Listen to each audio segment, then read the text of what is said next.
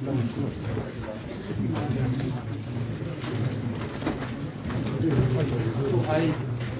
request the Honorable Chief Minister to dedicate the brochure which is going to explain this.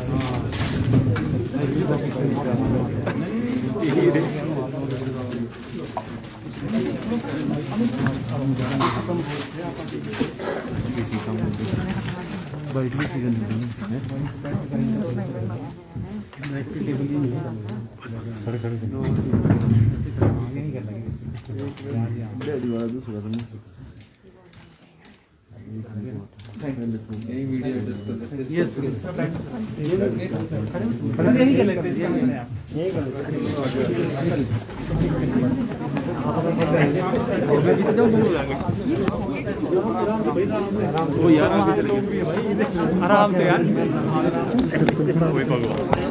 Mic तो संजू आराम से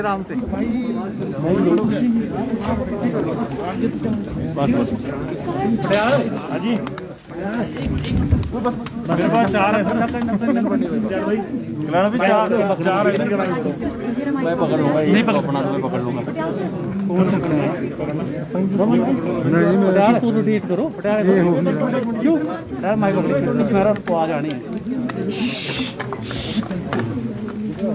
ठीक है sir थोड़ा नीचे कर दो लोगों आगे कर दिया फोन पीछे करना है रॉबिन तार चलो चलो हाँ जी हाँ जी रॉबिन माइक ऑन करना थोड़ा लो मैंने माइक ऑन किया हाँ जी चलो सर आज ई टैक्सी योजना का शुभारंभ हुआ है सर किस तरह से देख रहे हैं और कितना लाभ युवाओं को मिलेगा अरे जी नीचे करो यार जब हिमाचल की सरकार बनी थी उसमें उस समय सरकार ने कुछ गारंटियां जनता के सामने रखी थी जिसमें पहली गारंटी थी जो सरकारी क्षेत्र में हमारे कर्मचारी और अधिकारी है जो जिन्होंने विकास हिमाचल में विकास की गाथा लिखी है उनको ओल्ड पेंशन स्कीम देने की हमारी पहली गारंटी थी जिसको हमने पूरा किया। उन 10 गारंटियों में हमारी एक गारंटी युवाओं को रोजगार देने के लिए 680 करोड़ की स्टार्टअप योजना की थी। उस दूसरी गारंटी का प्रथम चरण आज हमने शुरुआत की है 680 करोड़ के प्रथम चरण की स्टार्टअप योजना की। उसमें कहा गया था कि जो भी युवा हिमाचल का है अपना रोजगार शुरू करना चाहता है उस युवा को रोजगार के लिए हम 680 करोड़ रुपए की स्टार्टअप योजना लाएंगे। उस योजना को कैसे अमली जामा पहनाना है विचार किया और जब हमने बजट प्रस्तुत किया तो हिमाचल की आबो हवा और जलवायु को देखकर हमने ये प्रयास किया कि हरित राज्य के रूप में इस स्टार्टअप योजना की शुरुआत की जाए और कैसे हरित राज्य के रूप में हमारे युवाओं को सम्मिलित किया जाए। इस उद्देश्य से आज ई टैक्सी हरित ऊर्जा के रूप में हिमाचल प्रदेश में विकसित हो और स्टार्टअप योजना के अंतर्गत विकसित हो, हमने ये योजना का आज शुभारंभ किया है। इसके लिए एक पोर्टल बनाया गया है। 1 महीने के अंदर युवा उस पोर्टल में अप्लाई करेंगे। अगर कोई हार्ड कॉपी भी देना चाहता है तो वो डायरेक्टरेट ऑफ ट्रांसपोर्ट में आकर अपनी हार्ड कॉपी दे सकता है। और 20 दिसंबर के बाद जितने भी युवा है जो 23 साल की उम्र पार कर चुके होंगे उनको इस स्टार्टअप योजना के अंतर्गत जोड़ा जाएगा। और अगर जो टैक्सी है, अगर वो ई टैक्सी लेता है और ई टैक्सी अगर 20 लाख रुपए की आती है तो उस 20 लाख रुपए में स्टार्टअप योजना के तहत हम उन्हें 50% सब्सिडी के तौर पर 10 लाख रुपए की अनुदान देंगे। अब 10 लाख रुपया तो सरकार से मिला, टैक्सी की कीमत रहेगी 10 लाख रुपया। उसको कैसे 10 लाख को वो आने वाले समय में अपने स्वरोजगार से जोड़ेगा और अपने परिवार का पालन पोषण करेगा। उसके लिए भी सरकार ने एक नीति लाई कि जितने भी विभाग हैं उन विभाग में फेज वाइज ई टैक्सी के माध्यम से उन टैक्सियों को जोड़ दिया जाएगा और सरकार की तरफ से उसके पास एक अश्योर्ड इनकम होगी और जिस रेशियो पर वो गाड़ी आई होगी तो उसको 40,000 रुपया या जितना भी उसके हिसाब से काम पैसा बनता होगा वो उस पैसे को उनको हर महीने सरकार की तरफ से उपलब्ध करवाया जाएगा। वो सरकार में भी अपनी टैक्सी लगा सकता है और अपनी प्राइवेट भी टैक्सी को जोड़ सकता है। इस दृष्टिकोण से जब वो स्टार्टअप योजना के तहत आएगा तो जब अपनी मार्जिनल मनी वो 10 लाख में 1.5 लाख या 1 लाख देगा मान लीजिए, तो उसको कोलैटरल नहीं देना पड़ेगा। वो जो उसको देना पड़ता है कोलैटरल की अपनी जमा अपना जमीन दो, अपने मकान के कागज दो, वो कुछ नहीं देना पड़ेगा। उसको सीधा ई टैक्सी का परमिट जारी होगा और जो हमारा लेबर विभाग है वो उनको बैंक से भी फाइनेंस की सुविधा प्रदान करेगा। उस बैंक के लोन की कंडीशंस को हम कम करने जा रहे हैं। इस दृष्टिकोण से जब उनके पास ट्रांसपोर्ट डिपार्टमेंट ई टैक्सी का परमिट जारी कर देगा, वो युवा लेबर विभाग में आएगा, अपनी रजिस्ट्रेशन करवाएगा और बैंक की सुविधा हमारा लेबर विभाग और सब्सिडी की सुविधा हमारा लेबर विभाग उनको उपलब्ध करवाएगा। ये पहले चरण की स्टार्टअप योजना है। दूसरे चरण में हम इसी किस प्रकार हिमाचल हरित राज्य बने सोलर से संबंधित दूसरी योजना ला रहे हैं, जिसमें निजी जमीन पर जब उनकी अपनी निजी जमीन पर अगर कोई 3 बीघे में अपना सोलर पावर प्रोजेक्ट लगा रहा है, उसकी योजना को भी हम मूल रूप दे रहे हैं और जल्दी ही वो स्टार्टअप की जो मछली उत्पादक है उनको हम 90% की सब्सिडी देंगे। इस प्रकार ये सारे कंपोनेंट जो है हिमाचल की जलवायु से जोड़कर, हिमाचल की कृषि से जोड़कर, हिमाचल के युवाओं को स्वरोजगार की दृष्टि से जोड़कर ये स्टार्टअप योजना बनाई गई है, ताकि हिमाचल का युवा अपनी जेब में कम से कम महीने में 40 से 50 हजार रुपया डाल सके और अपने परिवार का पालन पोषण कर सके। ये हिंदुस्तान की पहली ऐसी योजना है जिसका शुभारंभ आज हमने इसका शुभारंभ किया है। इसके अलावा अब सवाल ये पैदा होता है कि जो टैक्सी लेगा उनके ई चार्जिंग स्टेशन कैसे होंगे।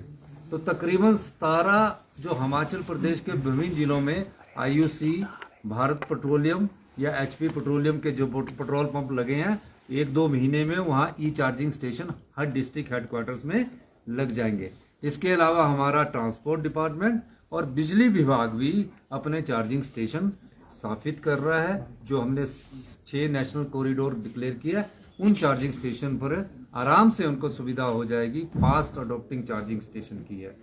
तीसरी बात, हिमाचल कैसे 2026 में ग्रीन राज्य बने, उस दृष्टि से पहले फेज में हम 300 इलेक्ट्रिकल बसेस ले रहे हैं और आने वाले 3 सालों में हम 1500 इलेक्ट्रिकल बसेस HRTC में सम्मिलित करेंगे, क्योंकि ई बसेस की उपलब्धता भी होनी चाहिए।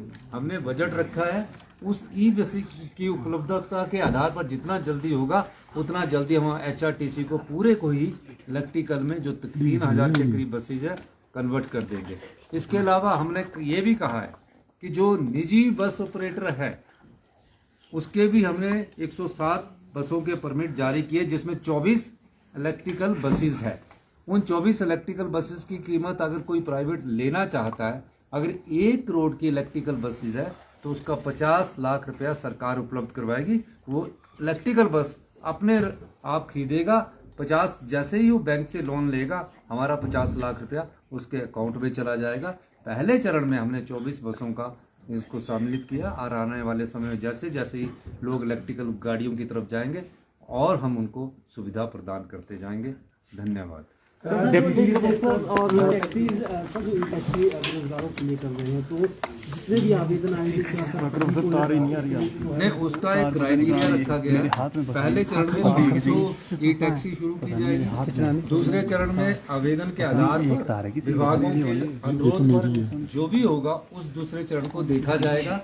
500 में 23 साल से ऊपर वाला ई टैक्सी भरेगा, क्या वो ई टैक्सी जब लेगा तो सरकार में उसकी गाड़ी लग भी सकती है और निजी तौर पर भी वो अपनी गाड़ी चला सकता है। पहले चरण में क्योंकि पायलट प्रोजेक्ट है, उसके बाद इस दायरे को और बढ़ाया जाएगा। सर, डिप्टी कमिश्नर और डिविजनल कमिश्नर के साथ भी आपकी बैठक है क्या, जो आपदा प्रभावितों को जो मदद पहुंचनी उसको लेकर? नहीं, जो अभी डिप्टी कमिश्नर के साथ बैठक है उसमें जो हमने इंतकाल अदालतें लगाई है, उन इंतकाल अदालतों में हमारा 76% इंतकाल हो चुके हैं। हमने आज जो बैठक करनी है उसमें हमारा मुख्य उद्देश्य है कि पार्टीशन के कितने केस ईयर वाइज है, डिमार्केशन के कितने केस ईयर वाइज है, और हमने भारतीय जनता पार्टी की तरफ जनमंच नहीं लगाना है कि हम जनमंच में लाए अधिकारियों को डांटे बेइज्जत करें, उस तरह नहीं हमने करना है, खूब खर्चा करें। हमने कहा है कि अधिकारी जो है वो इसको तेजी से करे और इंतकाल अदालत जो हमारी अगली लगने जा रही है उसमें 0 हमारा इंतकाल अदालत रहे, जो आज़ादी के बाद का पहला सबसे बड़ा सुधार होगा, व्यवस्था परिवर्तन होगा। उसके बाद पार्टीशन और डिमार्केशंस में हम आगे बढ़ेंगे और हम चाहेंगे कि आने वाले 7-8 महीनों में पार्टीशन भी खत्म हो, डिमार्केशन भी खत्म हो। इसके लिए हमने कानून में परिवर्तन किया है ताकि आपके पता है कि हाई कोर्ट तक पार्टीशन के केस चलते हैं। कहते हैं कि पोते के समय के दादे के समय के पार्टीशन के केस चल रहे हैं और पोते के समय तक पूरा नहीं होता है। तो हम चाहते हैं कि किसी भी हिमाचल के समाज को, हिमाचल की जनता को किसी प्रकार की दुविधा का सामना ना करना पड़े, इस दृष्टिकोण से आज ये बैठक बुलाई गई है। स्टोन क्रशर पर कोई फैसला लिया? स्टोन क्रशर पर हमने माननीय उद्योग मंत्री को, जो हमने डिजास्टर के तहत एक हाई पावर कमेटी बनाई थी, उस कमेटी ने फैसला लिया और ब्यास बेसिन में जिसमें कुल्लू, मंडी, हमीरपुर, कांगड़ा के जो स्टोन क्रैशर्स थे उसमें 131 के करीब स्टोन क्रैशर पाए गए। 3 स्टोन क्रैशर ऐसे थे जो नहीं चल रहे थे, लेकिन जब हाई पावर कमेटी ने हर स्टोन क्रैशर में जाकर देखा तो हमने ये पाया कि 63 स्टोन क्रैशरों के पास वैलिड लीज ही नहीं है। तो जिनके पास वैलिड लीज नहीं है तो वो स्टोन क्रशर चल कैसे रहे थे? किस प्रकार पिछली भारतीय जनता पार्टी की सरकार ने आंखें मूंद रखी थी? हमें तो बने हुए अभी 11 महीने ही हुए। किस प्रकार उन्होंने इस माइनिंग का जो घोटाला हुआ है, ये घोटाला कहूँगा मैं, जिसमें 63 स्टोन क्रशर बिना अनुमति के चल रहे थे, तो हमने अपनी रिपोर्ट में माननीय उद्योग मंत्री को भेजी है और उद्योग मंत्री से हमने कहा है कि जिनकी पास माइनिंग लीज है उन स्टोन क्रशर को खोल दिया जाए, और जो जनरेटर सेट के माध्यम से कई स्टोन क्रशर चल रहे हैं, जनरेटर सेट लगा हुआ। अब जब जनरेटर सेट लगा हुआ तो हमारे पास जो माइनिंग का बिल आता है तो बिजली के उसके मीटर के आधार पर आता है, तो वो तो कोई पैसा मिला ही नहीं हमें। जनरेटर सेट से जो क्रश हो रही थी रोडी, उसका तो माइनिंग रॉयल्टी हमें मिली नहीं। उसके बारे में हमने कहा कि इस बारे में भी आप अपने विभाग से इसकी जांच करिए, और ये भी कहा है कि जिसकी भी वैलिड परमिशन है और कुछ कमियां, उस कमियों को अगर दूर किया जाता तो उन स्टोन क्रशरों को भी आप खोलिए, और उसको सिंगल विंडो के तहत हम अभी लाने के प्रयास कर रहे हैं। ये तो इस बेसिन में पता लगा है, अभी तो हमें ये पता करना है कि हिमाचल प्रदेश के और इलाकों में जिनकी लीज ही नहीं है और स्टोन क्रशर चल रहे हैं और उसकी रॉयल्टी माइनिंग डिपार्टमेंट को नहीं मिल रही है। इस बारे में मैंने और उद्योग मंत्री जी ने चर्चा की है। हम चाहेंगे कि जिन्होंने भी माइनिंग की है, चाहे वो कैप्टिव वाले हैं चाहे दूसरे स्टोन क्रशर है, उसकी रॉयल्टी सरकार के खजाने में जमा करवाए।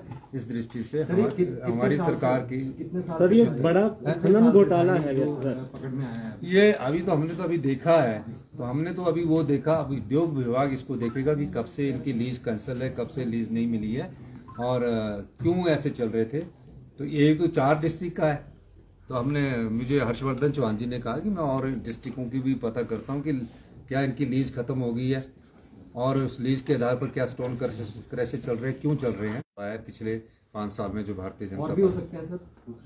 अभी तो हमने इसमें स्टडी नहीं किया, लेकिन मेरा ये मानना है कि जिनकी लीज नहीं है, मैं सभी स्टोन क्रैशरों से कहना चाहता हूँ वो अपनी लीज को रिन्यू करे।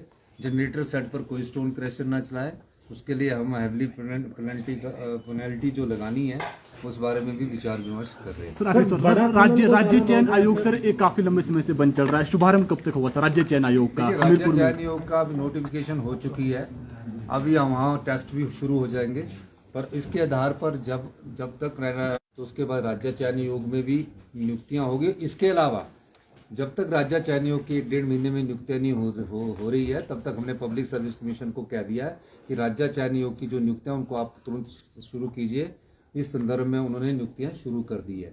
अभी आपने देखा होगा कि हमने वन मित्र ला रहे हैं, 2061 के करीब 2961 के करीब वन मित्र का फॉर्म भरने की तारीख मेरे ख्याल 1 महीना आज से शुरू हो गई है, और आने वाले समय में हम और नौकरियां भी निकालने जा रहे हैं, चाहे हेल्थ क्षेत्र में है, चाहे सिंचाई विभाग में, सब क्षेत्रों में युवाओं को रोजगार के हम अवसर प्रदान करना चाहते हैं। अभी हमारी सरकार को सिर्फ 11 महीने हुए, 10 से 15 हज़ार के बीच में नौकरियां निकलनी शुरू होगी। Thank you. अरे कोई नहीं, प्रक्रम सर ने कहा था आगे खींच रहा हूँ, आगे जाइए।